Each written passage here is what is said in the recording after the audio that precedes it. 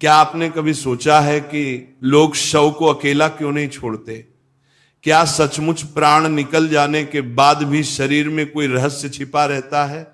अगर शव को एक पल भी अकेला छोड़ दिया जाए तो क्या हो सकता है?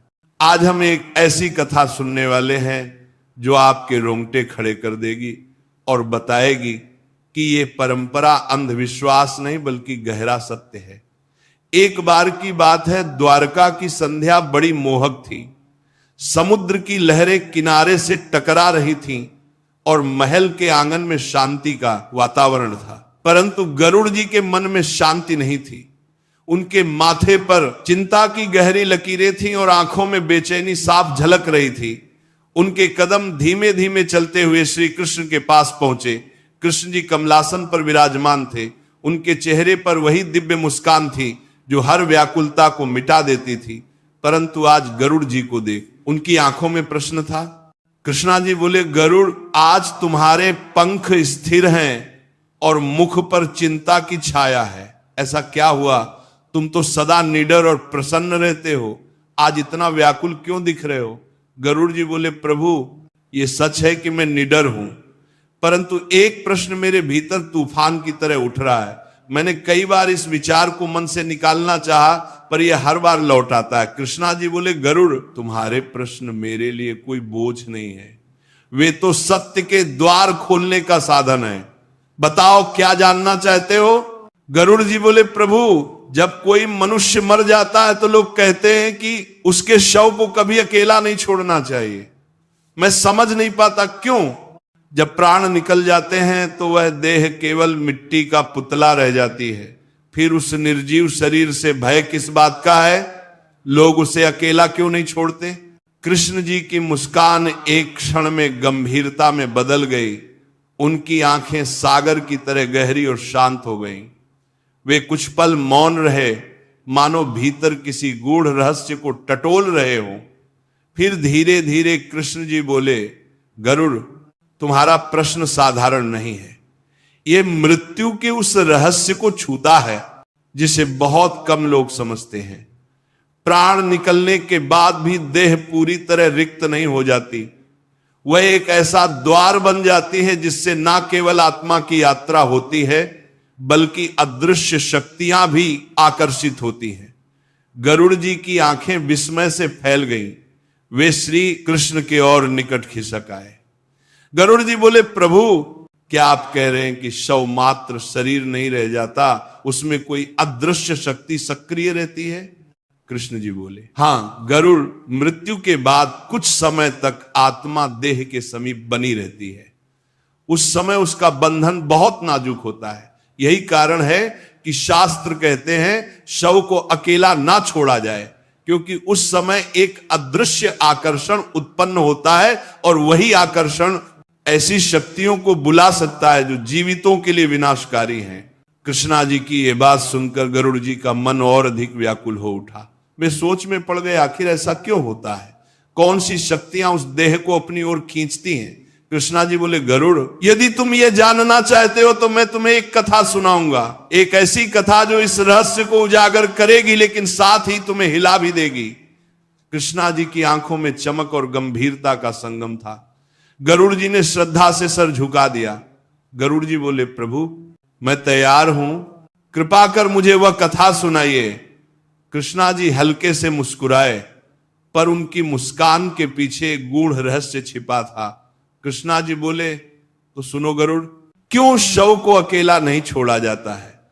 और इसके साथ ही वातावरण में एक अजीब सन्नाटा फैल गया, मानो प्रकृति भी उस रहस्य को सुनने के लिए थम गई हो। आगे कृष्णा जी बोले, गरुड़, एक समय की बात है, गंगा के किनारे एक नगर बसा था। यह नगर धन धान्य से संपन्न था।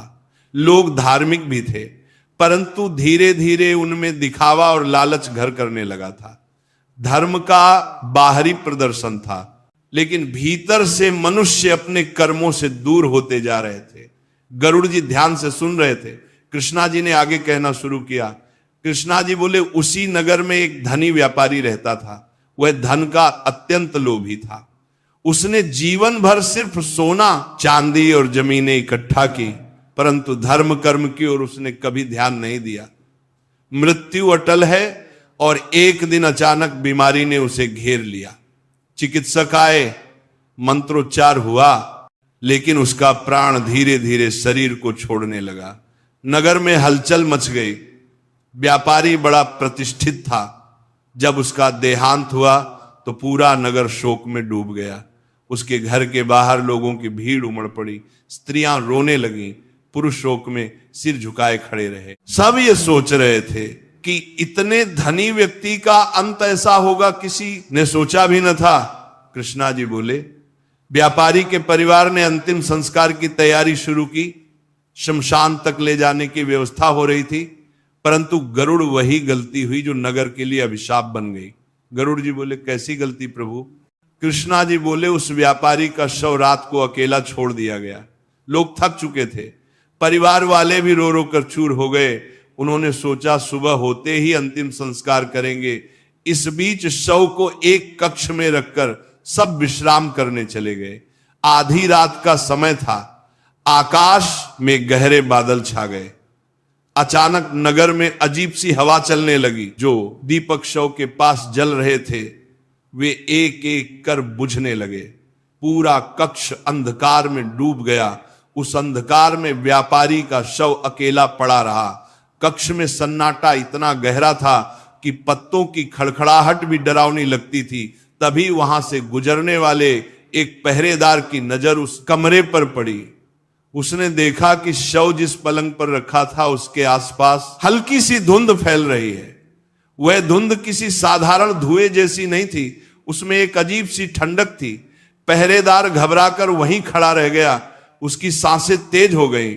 उसने देखा कि शव की बंद आंखें अचानक थोड़ी सी भड़की और उसके चेहरे पर एक भयावह छाया सी दौड़ गई।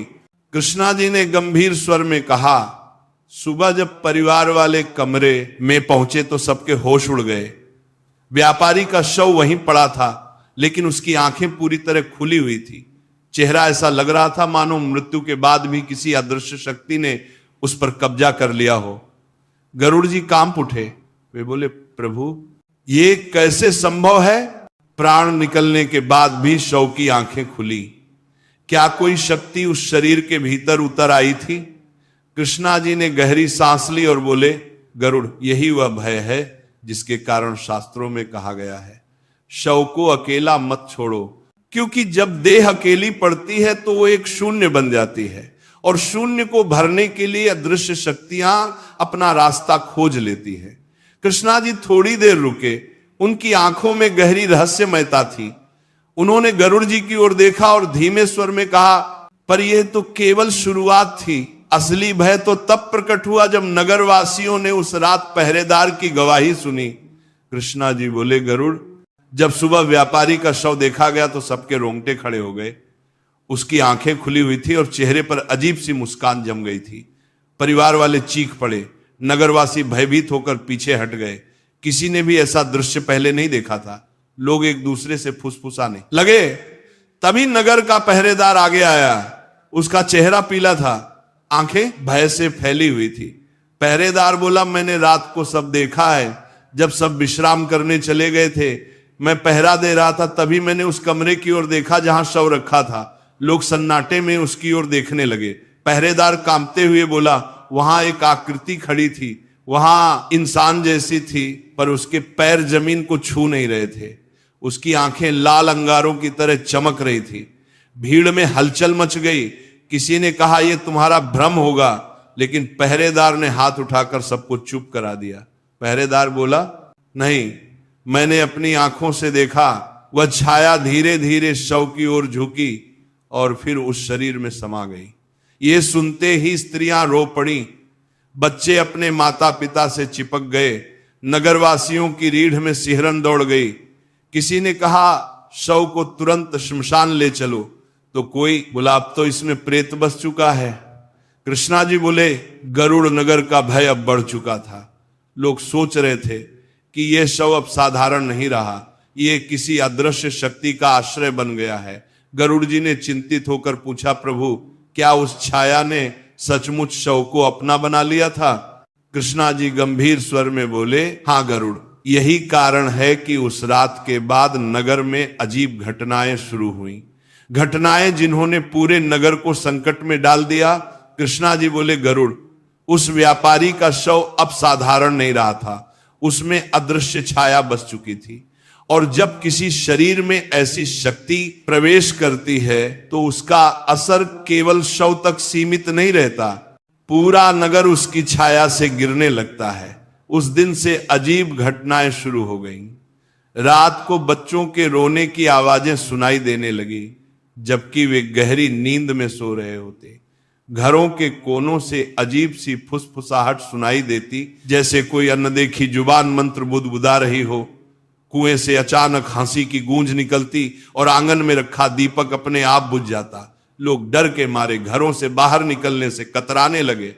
परिवारजन शव को जल्दी से जल्दी श्मशान ले जाना चाहते थे। उन्होंने शव को चिता पर रखा, अग्नि प्रज्वलित करने की कोशिश की, पर अचरज ये कि हर बार आग खुद बर खुद बुझ जाती। 3 बार उन्होंने प्रयास किया, तीनों बार वही हुआ। लोग एक दूसरे का मुंह देखने लगे। गरुड़ जी ने आश्चर्य से पूछा, प्रभु अग्नि क्यों नहीं जली? क्या वह छाया अग्नि को भी रोक रही थी? कृष्णा जी बोले, हाँ गरुड़, जब प्रेत किसी देह में समा जाता है तो वह उसे अपना आधार बना लेता है। तब तक वो शक्ति उस शरीर को छोड़ती नहीं जब तक कोई उसे रोकने वाला ना हो। नगर में भय का वातावरण घना हो गया। लोग फुसफुसाने लगे, यह शव अब साधारण नहीं है, इसमें प्रेत का निवास है। और फिर अजीब घटनाएं बढ़ने लगी। कभी किसी के आंगन में अपने आप बर्तन गिरने लगते, कभी घर की छत से पांवों की आहट आती जबकि उस पर कोई ना होता। स्त्रियां कहने लगी कि रात को किसी ने उनके कानों में अजीब शब्द फुसफुसाए। बच्चे डर के मारे मां की गोद से चिपक कर रोने लगते। धीरे धीरे नगर की बीमारियां भी बढ़ गईं। लोग बिना कारण बीमार पड़ने लगे। डॉक्टर और वैद्य हैरान थे कि अचानक पूरे नगर में बुखार और कमजोरी क्यों फैल रही है। कृष्णा जी बोले, गरुड़ लोग समझ गए कि यह सब उसी शव और उसमें समाई छाया के कारण हो रहा है। नगर के मुखिया ने सभा बुलाई। लोग कांपते हुए बोले, इस संकट से हमें कोई साधक ही बचा सकता है, कोई ऐसा जो प्रेत विद्या जानता हो। गरुड़ जी ने अधीर होकर पूछा, प्रभु क्या तब किसी ने तांत्रिक को बुलाया? कृष्णा जी ने गंभीर स्वर में सिर हिलाया। हां, गरुड़ नगर की दहशत इतनी बढ़ गई थी कि उन्होंने एक वृद्ध तांत्रिक को बुलाने का निश्चय किया, लेकिन वह जो कहेगा उसने सबके दिल दहला दिए। कृष्णा जी बोले, गरुड़ नगरवासी भय से कांप उठे थे। हर घर में अशांति थी। शव चिता पर जाकर भी अग्नि स्वीकार नहीं कर रहा था। ऐसी स्थिति में लोग समझ गए कि यह सामान्य घटना नहीं। तभी नगर के मुखिया ने कहा, अब हमें किसी साधक, किसी तांत्रिक की शरण लेनी होगी। लोग सहमति में सिर हिलाने लगे। संदेशवाहक तत्काल पास के गांव की ओर भेजा गया, जहां एक वृद्ध तांत्रिक तपस्या में लीन रहता था। उसका नाम था भैरवनाथ। कहा जाता था कि वह जन्म से ही प्रेत विद्या का जाता है। जो कार्य देवता भी टाल दे, उसे भैरवनाथ अपने मंत्रों और साधना से साध लेता है। संध्या के समय जब नगर में अंधेरा घिर रहा था, तभी नगर के द्वार से वह वृद्ध तांत्रिक प्रवेश करता है। उसके लंबे जटाजूट के बाल, माथे पर भभूत की मोटी परत और हाथ में त्रिशूल देखकर लोग कांप गए। उसकी आंखें लाल थीं, पर उनमें गहन ज्ञान और अटूट साहस झलकता था। लोग उसे घेर कर रोते हुए कहने लगे, महाराज नगर पर संकट है, शव प्रेत के वश में हो गया है, अग्नि उसे स्वीकार नहीं करती, कृपा करके हमें बचाइए। भैरवनाथ ने गंभीर स्वर में कहा, मैं सब जानता हूं। जब से शव अकेला छोड़ा गया तभी ये प्रेत उस पर अधिकार कर चुका है। अब ये केवल मृतदेह नहीं रहा। नगरवासियों की सांसें थम गई। गरुड़ जी ने बीच में पूछा, प्रभु तो क्या? तांत्रिक ने तुरंत अनुष्ठान शुरू किया। कृष्णा जी बोले, नहीं गरुड़, पहले उसने सबको चेताया। भैरवनाथ ने नगरवासियों को डपटते हुए कहा, तुम्हारी लापरवाही ने यह संकट बुलाया है। जब शव अकेला छोड़ दिया जाता है तो वह खाली घर बन जाता है, और खाली घर पर प्रेत अपना अधिकार जमा लेता है। अब इसे हटाना आसान नहीं। ये प्रेत बलशाली है क्योंकि ये लोभी व्यापारी की अधूरी इच्छाओं से पोषित हैं। लोग रो पड़े। परिवारजन तांत्रिक के चरणों में गिरकर कहने लगे, स्वामी जो भी करना पड़े हमारे नगर को इस संकट से मुक्त कीजिए। भैरवनाथ ने मंत्रोच्चार शुरू किया। हवा भारी हो गई, वातावरण में अजीब सी गंध फैल गई, दीपक टिमटिमाने लगे। तांत्रिक ने शव के पास त्रिशूल गढ़ा और ऊंची आवाज में प्रेत मंत्र झपने लगा। और तभी वह हुआ जिसकी किसी ने कल्पना भी नहीं की थी। व्यापारी का शव जो अब तक निश्चल पड़ा था, अचानक हल्का सा हिला। उसकी गर्दन एक ओर मुड़ गई और होंठों से कराह जैसी आवाज निकली। लोग चिल्लाकर पीछे हटे, स्त्रियां चीखने लगी। भैरवनाथ ने आंखें बंद रखी और मंत्रोच्चार और तेज कर दिया, लेकिन शव की आंखें एकदम चौड़ी हो गई। उनमें चमक थी, ऐसी चमक जिसे देखकर लोग कांप उठे। कृष्णा जी ने गंभीर स्वर में कहा, गरुड़। उस क्षण नगर के लोग समझ गए कि यह केवल मृत व्यापारी का शव नहीं बल्कि एक प्रेत का घर बन चुका है और यह प्रेत इतनी आसानी से नहीं जाने वाला। कृष्णा जी बोले, गरुड़, जब शव ने हिलना शुरू किया और आंखों से चमक फूटने लगी तो नगरवासी भय से पागल हो उठे। सब तांत्रिक के पीछे भागकर छिप गए, लेकिन भैरवनाथ शांत रहा। उसकी आवाज गूंज रही थी प्रेत के नाम और उसके त्रिशूल से चिंगारियां सी उठ रही थी। शव अचानक एक झटके से बैठ गया। उसकी गर्दन टेढ़ी होकर घूमी और होंठों से कराह निकलने लगी। मां, मेरा धन। लोग चीख कर पीछे हटे। स्त्रियां अपनी आंखें बंद कर रो पड़ी। बच्चे अपनी मां से चिपक गए। भैरवनाथ ने आवाज ऊंची की और शव से प्रश्न किया, कौन है तू? क्यों इस देह को छोड़ता नहीं? क्यों नगर को भय से ग्रस्त कर रहा है? तभी शव से भरी असामान्य आवाज गूंजी, मैं व्यापारी हूं, मैं यहां से नहीं जाऊंगा। मैंने जीवन भर धन कमाया लेकिन उसे छोड़ने को तैयार नहीं। गरुड़ जी ने आश्चर्य से कहा, प्रभु, तो क्या मृत व्यापारी की आत्मा ही उत्सव में बंधी थी? कृष्णा जी बोले, हां गरुड़, आत्मा जब जीवन में अधूरी इच्छाओं से बंधी रहती है तो मृत्यु के बाद भी मुक्त नहीं हो पाती। उसे व्यापारी की आत्मा धन के लोभ से मुक्त ना हो सकी और जब शव अकेला पड़ा तो उसकी अधूरी इच्छा ने प्रेत को आकर्षित कर लिया। दोनों की शक्ति मिल गई। व्यापारी की तृष्णा और प्रेत की शक्ति, यही कारण था कि वह शव चिता पर अग्नि स्वीकार नहीं कर रहा था। भैरवनाथ ने नगरवासियों से कहा, यह आत्मा प्रेत में बदल चुकी है। जब तक इसकी अधूरी इच्छा पूर्ण नहीं होती या इसे धर्म के मार्ग पर नहीं मोड़ा जाता, यह किसी भी उपाय से शांत नहीं होगा। ये अपने परिवार को भी नहीं छोड़ेगा। नगरवासी घबरा कर बोले, तो फिर इसका उपाय क्या है? हम इसे कैसे रोकें? भैरवनाथ ने गंभीर स्वर में कहा, उपाय कठिन है। आज रात किसी को शव के पास पहरा देना होगा। किसी साहसी को इसके सामने बैठकर प्रेत की परीक्षा सहनी होगी। अगर वो परीक्षा से गया तो नगर बच जाएगा और अगर हार गया तो ये प्रेत पूरे परिवार और नगर को निगल जाएगा। लोगों की आंखें भय से फैल गई। कौन ऐसी भयानक रात शव के पास बिता सकता था? नगर में सन्नाटा छा गया। हर कोई एक दूसरे की ओर देखने लगा, पर कोई आगे आने को तैयार ना हुआ।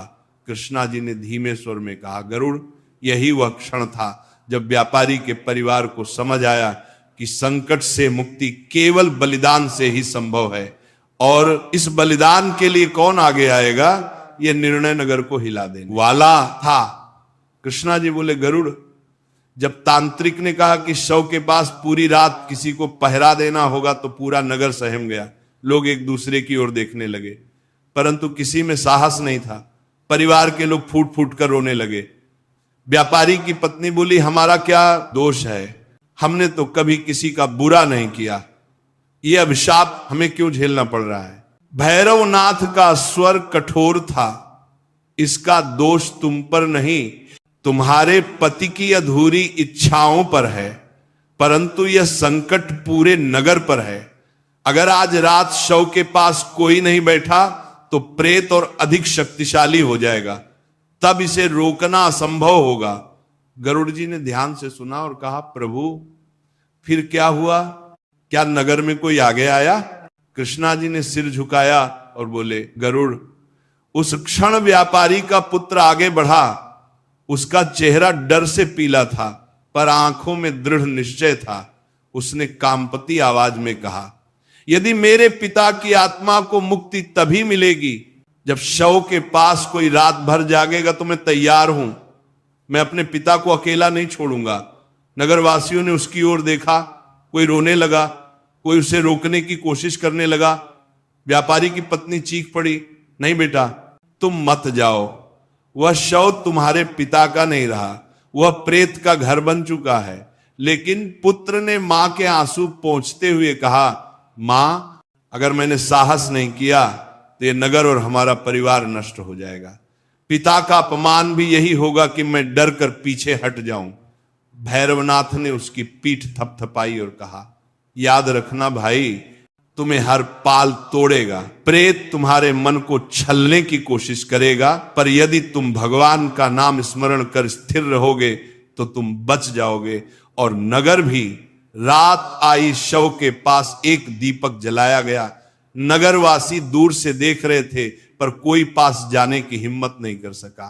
व्यापारी का पुत्र अकेला शव के पास बैठ गया।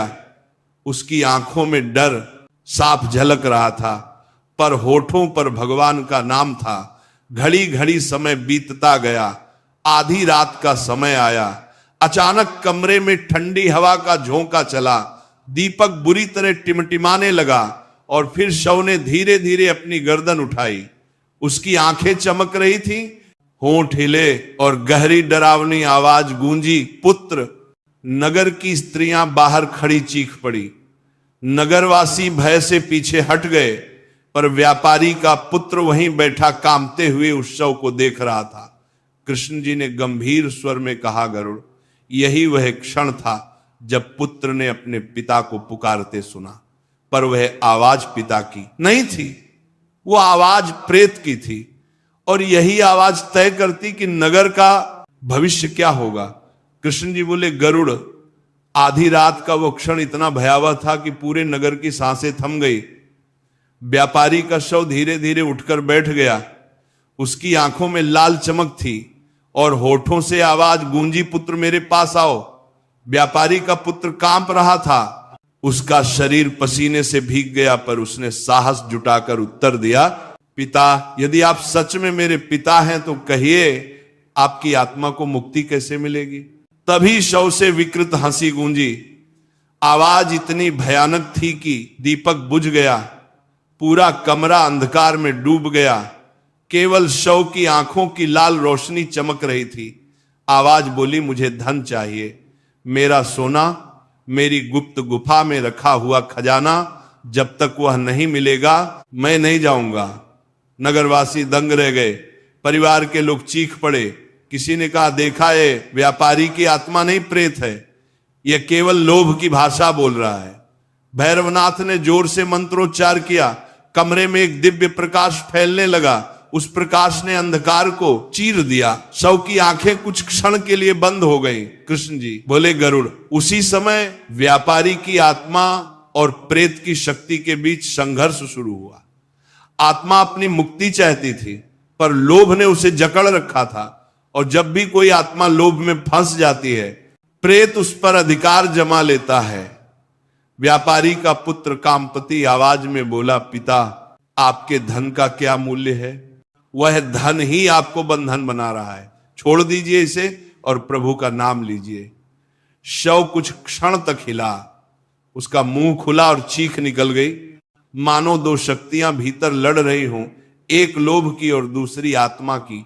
तभी आकाश से एक दिव्य आभा उतरी। वातावरण में गंधर्व भर गया। घंटियों और शंख की ध्वनि सुनाई देने लगी। नगर के लोग चौंक कर आकाश की ओर देखने लगे। वहां एक तेजस्वी प्रकाश दिखाई दिया। कृष्ण जी बोले, गरुड़, वह क्षण केवल नगरवासियों के लिए नहीं, बल्कि पूरे नगर के इतिहास के लिए अद्वितीय था। उसे दिव्य प्रकाश ने कमरे को आलोकित कर दिया। व्यापारी का पुत्र रोते हुए भगवान का नाम ले रहा था और उस नाम के प्रभाव से प्रेत की शक्ति कमजोर पड़ने लगी। शव ने जोर से चीख मारी और फिर जमीन पर गिर पड़ा। उसकी आंखों की लाल चमक बुझ गई, दीपक अपने आप फिर से जल उठा। गरुड़ जी की सांसें थम गई। गरुड़ जी बोले, प्रभु तो क्या उस दिव्य आभा ने नगर को बचा लिया? कृष्ण जी ने रहस्यमयी मुस्कान के साथ कहा, गरुड़, आभा ने केवल एक संकेत दिया था, असली परीक्षा अभी भी बाकी थी, क्योंकि आत्मा का बंधन पूरी तरह टूटा नहीं था, और जब तक वह बंधन ना टूटे शांति संभव नहीं। कृष्ण जी बोले, गरुड़, दिव्य प्रकाश के उतरने से प्रेत की शक्ति क्षीण हो गई थी, शव निश्चल पड़ा था, पर नगरवासी अब भी भयभीत खड़े थे।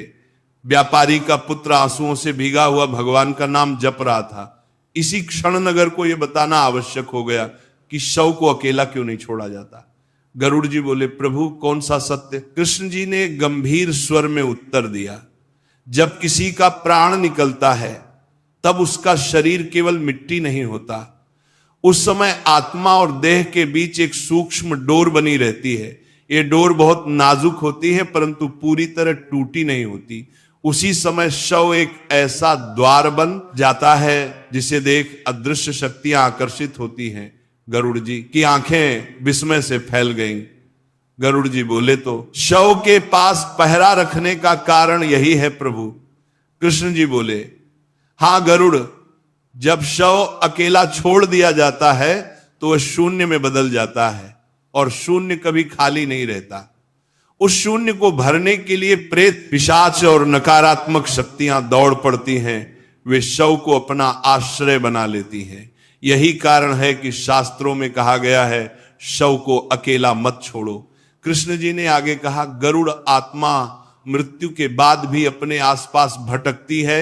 वह तभी शांति पाती है जब आसपास भजन, मंत्र और धर्म का वातावरण हो। पर यदि शव अकेला पड़ा हो, अंधकार में हो, तो आत्मा असुरक्षित हो जाती है, और तभी प्रेत जैसी शक्तियां उसे अपने वश में ले लेती है। गरुड़ जी ने भयभीत होकर पूछा, प्रभु तो क्या हर शव के साथ ऐसा खतरा रहता है? कृष्ण जी बोले, हर बार नहीं गरुड़।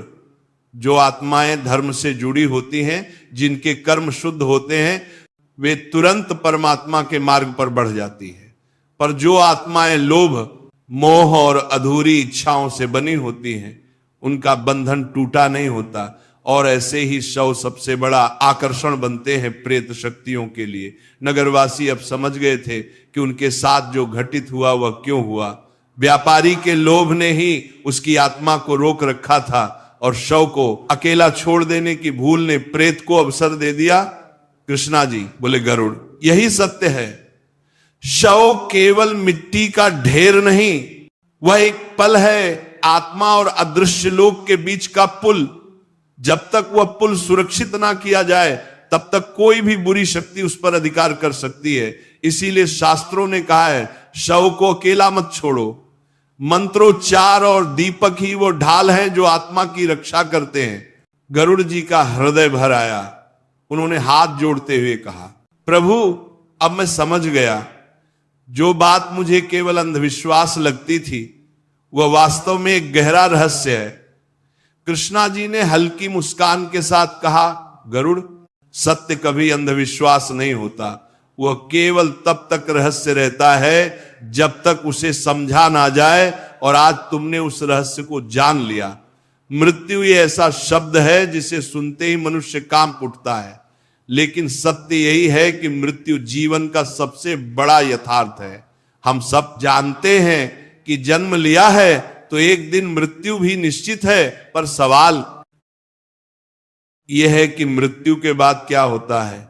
शव को क्यों अकेला नहीं छोड़ना चाहिए? आत्मा कहां जाती है? और शमशान की परंपराएं इतनी सख्त क्यों रखी गई हैं? पहला सत्य, शव अकेला क्यों नहीं छोड़ते? मृत्यु के बाद कुछ समय तक आत्मा देह के आसपास रहती है। उस समय शरीर केवल मिट्टी नहीं होता, बल्कि वह एक सूक्ष्म द्वार बन जाता है। यदि शव अकेला छोड़ दिया जाए तो वह शून्य में बदल जाता है, और शून्य कभी खाली नहीं रहता। प्रेत, पिशाच और नकारात्मक शक्तियां उसी शून्य को भरने दौड़ पड़ती हैं। इसलिए हमारे शास्त्रों ने कहा, शव के पास दीपक जलाओ, मंत्रोच्चार करो और पहरा रखो। ये केवल परंपरा नहीं बल्कि आत्मा की रक्षा का विज्ञान है। दूसरा सत्य, आत्मा का मार्ग, आत्मा कभी नष्ट नहीं होती। शरीर पंच तत्वों में मिल जाता है, लेकिन आत्मा अपने कर्मों के अनुसार अगले लोक की यात्रा करती है। जिसने धर्म, भक्ति और सत्कर्म किए, उसकी आत्मा प्रकाश की ओर बढ़ती है। जिसने लोभ, मोह और पाप में जीवन बिताया, उसकी आत्मा भटकती है और प्रेत के रूप में फंस जाती है। तीसरा सत्य, श्मशान का रहस्य। आप सोचते होंगे कि श्मशान में मंत्रोच्चार और दीपक क्यों जलाए जाते हैं? श्मशान केवल शव जलाने की जगह नहीं बल्कि आत्मा के अंतिम संस्कार का द्वार है। वहां का हर नियम आत्मा को दिशा देने के लिए है। दीपक आत्मा के मार्गदर्शन का प्रतीक है। मंत्रोच्चार आत्मा को शक्ति देते हैं और बुरी शक्तियों को दूर रखते हैं। और शव को अकेला ना छोड़ने का नियम आत्मा को सुरक्षित रखने के लिए है। चौथा सत्य, मृत्यु का भय। मृत्यु का भय केवल उन लोगों को होता है जो जीवन में अधूरी इच्छाओं और पाप से बंधे होते हैं। जिसने धर्म का पालन किया, जिसने दूसरों की भलाई की, जिसने प्रभु का नाम लिया, उसकी मृत्यु उत्सव बन जाती है। उसके लिए मृत्यु वस्त्र बदलने जैसी है। जैसे पुराना वस्त्र उतार कर नया पहनते हैं, वैसे ही आत्मा पुरानी देह छोड़कर नई यात्रा पर निकलती है। पांचवा सत्य, प्रेत क्यों बनते हैं? जब कोई व्यक्ति लोभ, मोह या अपूर्ण इच्छाओं से मरता है, तब उसकी आत्मा मुक्त नहीं हो पाती। वह देह और संसार से चिपकी रहती हैं। ऐसे ही आत्माएं प्रेत बन जाती हैं। इसीलिए जीवन में धर्म और संतोष सबसे बड़े रक्षक हैं। यह रही वह रहस्यमयी कथा और उसके पीछे छुपा गूढ़ सत्य। अब आप समझ गए होंगे कि शव को अकेला क्यों नहीं छोड़ा जाता और मृत्यु वास्तव में क्या संदेश देती है।